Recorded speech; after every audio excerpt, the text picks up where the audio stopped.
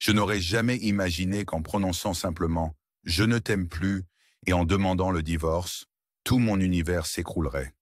J'avais pourtant fantasmé le regard implorant de Mike, suppliant que je reste et promettant de tout changer pour nous deux.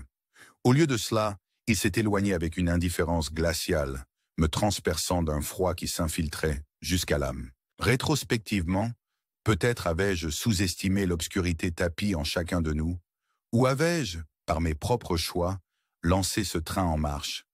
Je me souviens qu'en dépit de 3 années de mariage sous des dehors de stabilité, mon cœur n'avait jamais vibré d'un amour véritable. J'avais épousé par convenance, attiré par la promesse d'un confort assuré, d'une vie luxueuse vendue par mes parents, même s'ils me mettaient en garde en disant que l'amour n'était pas tout dans un mariage. J'espérais secrètement qu'un jour, peut-être, un véritable amour éclorait. Mais ce jour ne vint jamais. J'ai rencontré Mike par l'intermédiaire d'un ami commun, un lien qui me rassurait sur ses qualités. Réussite, générosité et une aisance financière qui pouvait me donner la vie dont j'avais toujours rêvé. Mes parents me rappelaient que l'amour pouvait naître avec le temps, que la sécurité, la stabilité et l'engagement d'un époux pouvaient combler le vide. J'ai suivi cette voie, même si dès le départ, je ne ressentais rien au-delà d'une politesse distante. Nous avons plongé dans une romance éclair qui nous a menés à nous marier en 4 mois à peine. Debout à l'autel, je regardais cet homme dont le sourire doux promettait fidélité, alors qu'en réalité, mon cœur était déjà fermé. Mike n'était pas l'homme de mes rêves, ni grand, ni remarquable, chauve et sans éclat, et pourtant, il faisait preuve de gentillesse et de générosité, veillant sans cesse à mon bien-être. Après le mariage, la monotonie du quotidien devenait insupportable. Chaque jour était un fardeau, chaque instant passé aux côtés de Mike me rappelait l'absence de passion. Il s'efforçait de raviver la flamme par des cadeaux somptueux, des rendez-vous hebdomadaires dans des restaurants chics et des mots suaves prononcés chaque vendredi matin, en me disant avec entrain « Kelly, j'ai réservé pour ce soir ». Je forçais un sourire et répondais, d'une voix lasse « Est-ce vraiment nécessaire d'aller sortir ? Je suis épuisé », ma tonalité trahissant l'irritation constante qui me rongeait de l'intérieur. J'avais horreur d'assister à ces sorties obligatoires et je sentais le regard jugeur des passants. Comme s'ils tentaient de comprendre pourquoi un homme comme Mike se retrouvait aux côtés de quelqu'un comme moi. Quels que fussent ses efforts ou ses marques d'affection, rien ne parvenait à briser mon indifférence. Et plus il multipliait ses attentions, plus grandissait ma rancune. Prise au piège d'un mariage sans amour, j'ai un jour pris une décision fatidique. J'ai cherché refuge dans les bras d'Andrew, un homme incarnant tout ce que j'avais toujours désiré, sans même le savoir. Andrew était l'exact opposé de Mike en tout point. Grand, naturellement séduisant, impulsif, passionné, et surtout d'un tempérament sauvage qui me faisait sentir intensément vivante. Dès le premier échange de regards, il dégageait un charme désinvolte, un magnétisme qui me faisait me sentir véritablement vu et désiré. Même si j'avais financé nos rendez-vous et parfois réglé ses factures dérisoires, chaque moment passé avec lui faisait disparaître le vide glacial qui m'accablait chez moi.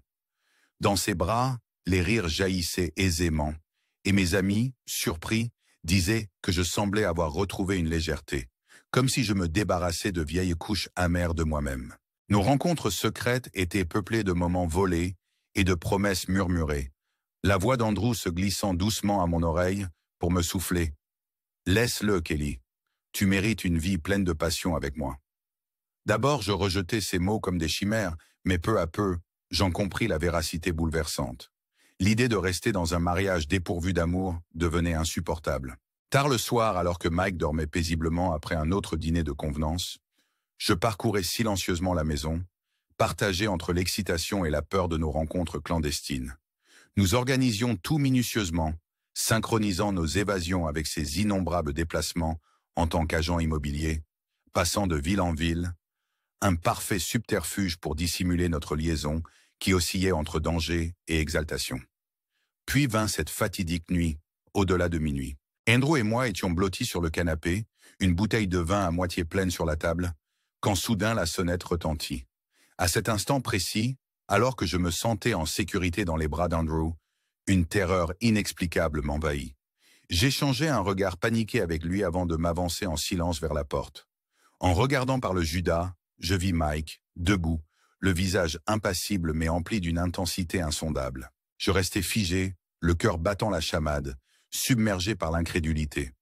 Avant même que je ne puisse réagir, Mike me bouscula, sa force me poussant hors de mon chemin, et hurlant, il lança « Où est-il » Sa voix, cruelle et accusatrice, résonna tandis qu'il se mettait à fouiller frénétiquement à l'étage. Tandis que moi, je restais déboussolé. Je le suivis discrètement, luttant pour contenir le tourbillon d'émotions en moi. Il fouillait chaque recoin, dans les placards, sous le lit, même dans la salle de bain. À un moment, il me lança un « Ne fais pas l'innocente, Kelly », empreint d'une douleur mêlée de suspicion. Je n'avais d'autre réponse que de balbutier « Mike, c'est ridicule. Que cherches-tu exactement ?» Mais il n'écoutait plus, ses gestes trahissant une trahison qu'il soupçonnait depuis longtemps. Plus sa recherche devenait acharnée, plus mon cœur se rebellait, tandis que je pouvais entrevoir le conflit intérieur dans ses yeux, cette lutte entre confiance abandonnée et doute grandissant. Il ne fallut pas longtemps pour que sa fureur éclate avec toute la violence d'un orage. Je me souviens encore de l'instant où il m'affronta dans le couloir. « Mike, tu n'as pas le droit d'entrer chez nous en pleine nuit comme un forcené !» suppliai-je, la voix tremblante. « Crois-tu vraiment que je te trahirais ?» Les larmes me montèrent aux yeux tandis que je tentais d'expliquer que tout cela n'était nullement le fruit de mon désir de le blesser. Mais quand il me répliqua « Tu es venu ici en te comportant comme si j'étais un criminel », chacune de ces syllabes me transperçait, écrasant peu à peu un peu plus de ma dignité. À cet instant, fierté et peur se heurtèrent violemment. Dans ses yeux glacials, je compris que rien ne pourrait jamais combler le fossé grandissant entre nous. Les jours qui suivirent n'apportèrent qu'un approfondissement du conflit. La culpabilité me rongeait sans cesse, me rappelant que Mike était un homme bien, attentionné et loyal, et que c'était moi qui avais brisé notre union. Je m'efforçais de résister aux avances d'Andrew, de mettre fin à notre liaison pour sauver les maigres fragments de notre mariage. Mais la promesse d'Andrew, l'ivresse de cette passion défendue, me tirait inlassablement vers lui dès que Mike partait pour ses voyages d'affaires. Parfois, dans le calme douloureux de la solitude, je me demandais si j'aurais dû choisir le bon chemin et en finir avec Andrew. Je repoussais ses SMS et appels manqués, me convainquant que la raison finirait par l'emporter, espoir éphémère qui se dissipait rapidement. Andrew devint de plus en plus impatient.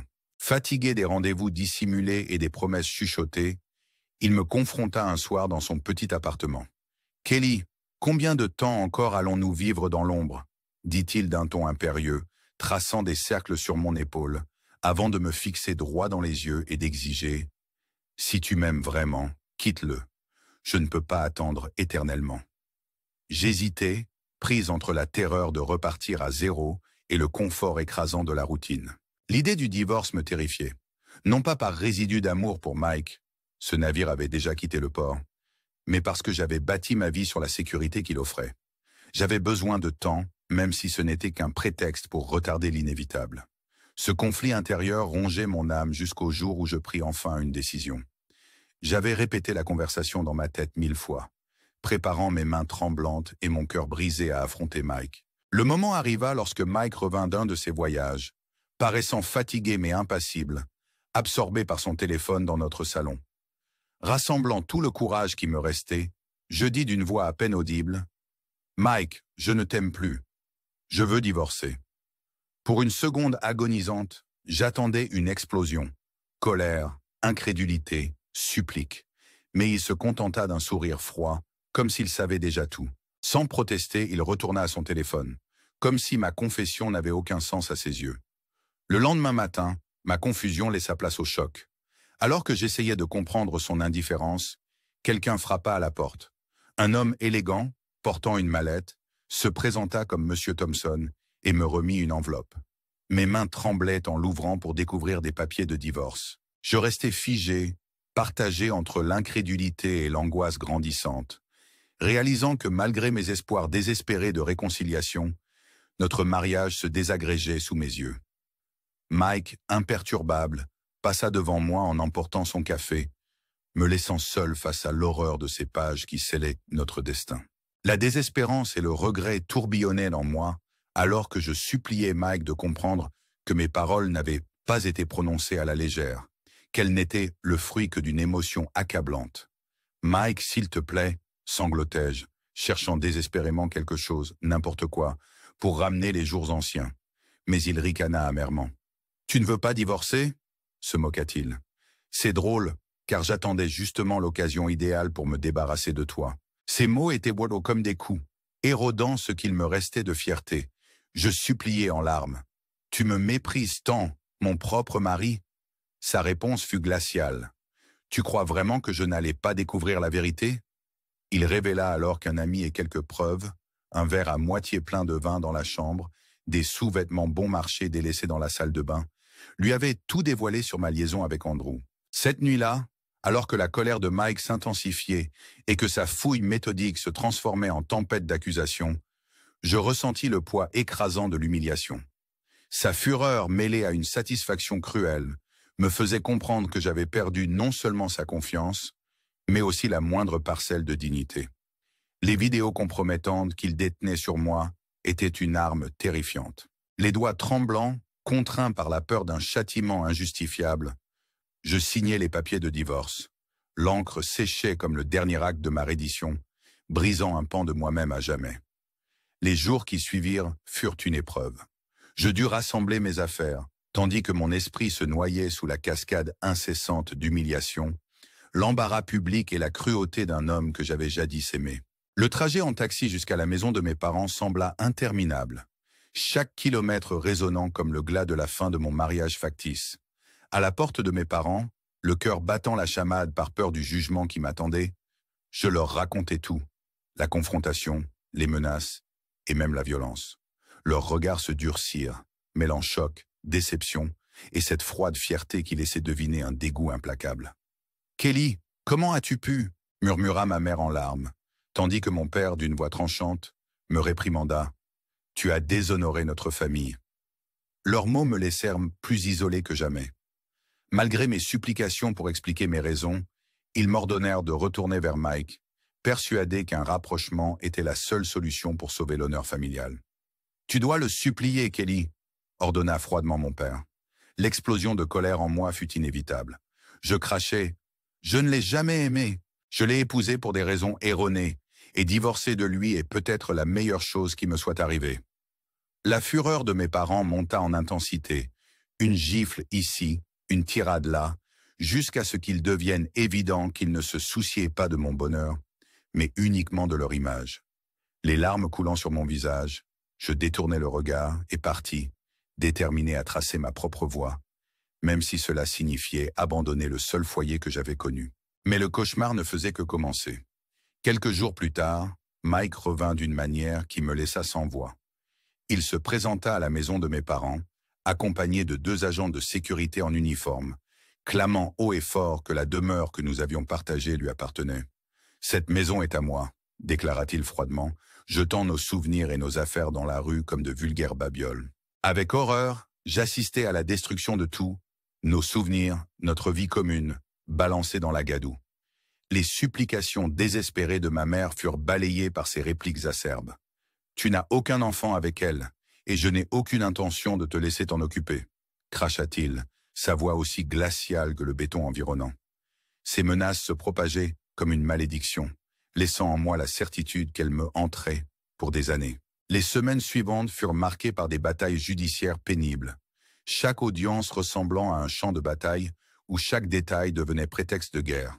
Mike se battait pour chaque centimètre, revendiquant mes vêtements, mes bijoux, et même les alliances que j'espérais vendre pour commencer une nouvelle vie. Chaque défaite me faisait sentir l'ultime acrimonie de sa trahison. Un après-midi, je l'affrontai, la voix tremblante de désespoir et de colère, en lui demandant « Mike, pourquoi fais-tu cela? Je voulais seulement un nouveau départ. » Avec un rictus méprisant, il répliqua « Tu crois vraiment que je te laisserai profiter de ce que je t'ai offert? Ces bagues, tout ce que tu possèdes, ça a toujours été à moi. » Ces mots furent les derniers clous dans le cercueil de ma vie d'antan, me laissant vide, dépouillé non seulement de mes biens, mais de tout symbole de la sécurité que j'avais connue. Comme si l'humiliation n'était pas déjà complète, Mike alla plus loin en divulguant des photos intimes de moi en ligne. Un acte brutal de vengeance qui m'obligea à m'isoler, noyé dans la honte. Le cycle vicieux de tourments se prolongea pendant des mois, rythmé par des messages cruels, des rires amers et le regard inquisiteur de parfaits inconnus à chaque fois que je fermais les yeux. Bien que j'ai tenté de me reconstruire, les répercussions de sa cruauté me maintenaient prisonnière d'un cauchemar sans fin. Je me sentais abandonné, non seulement par Mike, mais aussi par Andrew, dont les promesses d'un élan passionné s'étaient évaporées lorsqu'il refusa de m'aider pour réunir les fonds nécessaires à un nouveau départ. Dans un dernier sursaut d'espoir, je me tournai vers Andrew. Je me rendis à son appartement, le cœur battant d'une nervosité fébrile, pour finalement être accueilli par un froid refus. « Kelly, je ne suis pas l'homme que tu crois », déclara-t-il d'un regard dur, m'informant qu'il avait tourné la page et qu'une autre, bien plus importante, occupait désormais son cœur. Ce coup fut dévastateur. À cet instant, je réalisai que l'homme en qui j'avais déposé mes espoirs n'était qu'une échappatoire, un mirage destiné à apaiser mes jours misérables. La trahison me piqua profondément et je déambulai dans les rues, complètement seul et brisé. Dans une ultime tentative de trouver la rédemption, je contactai alors l'un des vieux amis de Mike, James, espérant qu'il puisse parfaire un pont entre les vestiges de mon passé et un semblant de pardon. Assise autour d'un café et dans un petit café tamisé, je lui suppliai « S'il te plaît, James, il faut que je parle à Mike. J'ai besoin de m'excuser. » À contre-cœur, il nota le nouveau numéro et l'adresse de Mike à Los Angeles en me prévenant « N'attends pas un accueil chaleureux. » Agrippant ce bout de papier comme à une bouée de sauvetage, je décidai de traverser le pays, espérant en un ultime sursaut que Mike me laisserait 1 minute pour comprendre. Arrivé devant sa somptueuse résidence, gardée par un portail imposant, mon courage se dissipa à mesure que je m'approchais de la porte. J'ai sonné et, à ma grande surprise, ce n'était pas Mike qui se tenait là, mais une femme au regard froid et ferme. « Puis-je vous aider ?» demanda-t-elle d'un ton distant. « Je suis Kelly, j'ai besoin de parler à Mike », balbutiai-je, ma voix presque inaudible, tentant en vain de lui faire comprendre combien je regrettais mes erreurs. Soudain, le bruit d'une voiture se garant dans l'allée fit bondir mon cœur. Mike apparut, le visage crispé d'une fureur contenue et de trahison. « Comment as-tu trouvé mon adresse ?» hurla-t-il, les yeux lançant des éclairs de colère et d'incrédulité. J'essayais de m'expliquer. « Je suis désolé, j'ai seulement… » Mais il m'interrompit en me repoussant violemment hors du seuil. « Une excuse ne suffit pas », lança-t-il avant de refermer la porte, me laissant seul sur le pas, le cœur meurtri et les yeux embués de larmes. Pourtant, l'histoire ne s'arrêtait pas là. Dans les jours qui suivirent, je me rendis chez les parents de Mike, espérant en vain trouver une once de clémence. Frappant à la porte de Madame Thompson, je fus accueilli par une hostilité glaciale. « Que fais-tu ici ?» demanda-t-elle, les yeux durs, me scrutant de la tête aux pieds à travers mon apparence négligée et ma valise à la main. J'essayais d'expliquer que j'étais venu uniquement pour m'excuser, pour tenter de réparer ce qui ne pouvait l'être, mais elle ricana. « Tu veux encore détruire sa vie ?» Ces mots me transperçaient plus que tout, et en quittant sa demeure, j'étais convaincu qu'aucune expiation ne viendrait apaiser mes torts. Déterminé à ne pas abandonner, je retrouvai James pour rassembler le courage d'affronter Mike une dernière fois.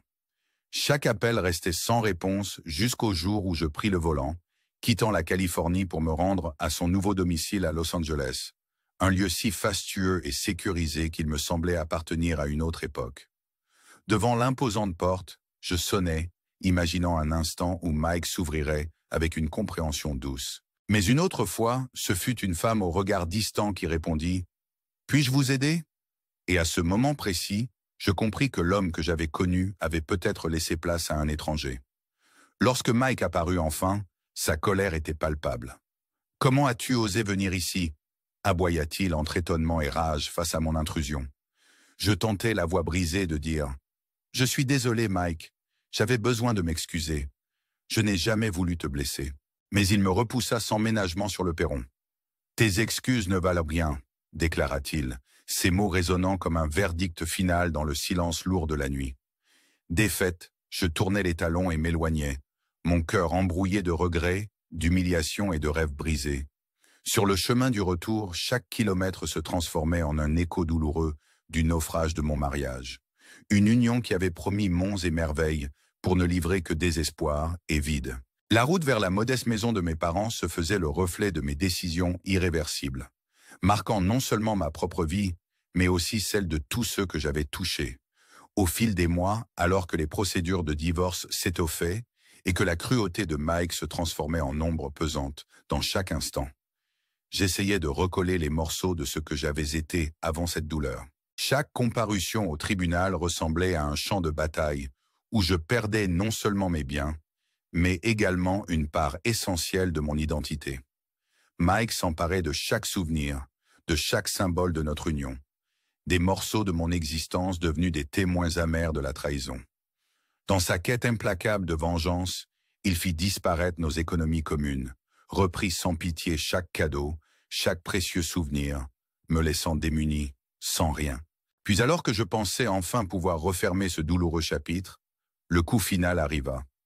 Un jour après l'audience, lors d'une dernière confrontation où je suppliais même un soupçon de compassion, il me rappela froidement.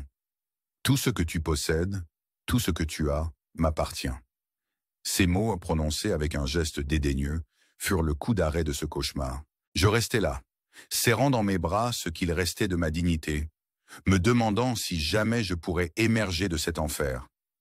Les mois qui suivirent furent faits d'isolement et de désespoir, hantés par les messages haineux et les commentaires cruels qui s'abattaient sur moi après la diffusion en ligne de mes instants les plus intimes. Chaque nouvel avis, chaque regard rempli de jugement me ramenait à la douloureuse réalité de mes choix. Et pourtant, au milieu de cette spirale d'ombre, je commençais lentement à comprendre que la reconstruction de ma vie devait commencer de moi-même. Il fallait que je trouve la force de me pardonner, même si je savais pertinemment que Mike ne m'accorderait jamais cette grâce. Dans un ultime élan d'espoir, je tentais une dernière fois de renouer avec lui. J'appelais le nouveau numéro de Mike, celui que j'avais obtenu grâce à James, et d'une voix tremblante, je suppliais de m'accorder un moment pour m'expliquer, pour me pardonner mes erreurs. Mais chaque appel resta sans réponse, chaque message fut englouti par le silence. Ce rejet définitif m'obligea à accepter cette vérité cruelle. Il n'existe aucun retour en arrière. La leçon amère de cette expérience est désormais gravée en moi. Un rappel douloureux que la poursuite d'illusions ne mène pas à la liberté, mais à une prison de regrets. Je partage cette histoire afin de soulager mon fardeau et d'avertir chacun d'entre vous, chers auditeurs, que chaque choix porte en lui des conséquences irréversibles. Si cette histoire a su toucher votre cœur ou éveiller en vous des interrogations sur l'amour, la trahison et le prix des illusions, je vous invite à vous abonner à notre chaîne, à liker et à commenter la vidéo. Votre soutien nous permet de continuer à raconter des histoires qui résonnent avec vos propres combats. Ainsi, avec le cœur lourd, j'ai accepté que mon passé soit irrémédiablement brisé. J'ai fait face à la réalité. Mon mariage, avec ses fausses promesses et son confort illusoire, avait disparu, remplacé par une traînée de pertes, de regrets et d'estime de moi anéantie. J'ai appris que parfois, ce à quoi nous nous accrochons pour trouver la stabilité devient cette même chaîne qui nous lie à nos pires remords. Aujourd'hui, au bord d'un avenir incertain et redoutable, je réalise que la rédemption ne viendra qu'en moi-même. J'ai entamé de petites étapes pour reconquérir ma vie, même si cela signifie affronter les souvenirs douloureux d'un amour qui n'a jamais été réel. Le chemin est long et semé d'embûches, mais je sais qu'à chaque fin se cache un nouveau commencement. Dans cette vulnérabilité brute, j'ai trouvé la force d'avancer, de me reconstruire et surtout de me pardonner. Ceci est mon histoire, celle d'un amour éteint, des vérités acerbes et de l'éveil douloureux qu'il faut parfois laisser partir ce qui nous empoisonne pour espérer renaître. Je la partage dans l'espoir que vous, chers auditeurs, puissiez apprendre de mes erreurs et choisir une voie qui honore votre véritable moi. Merci de m'avoir écouté, et si cette histoire vous a ému ou interpellé, n'hésitez pas à vous abonner à notre chaîne, à laisser un commentaire et à partager cette vidéo.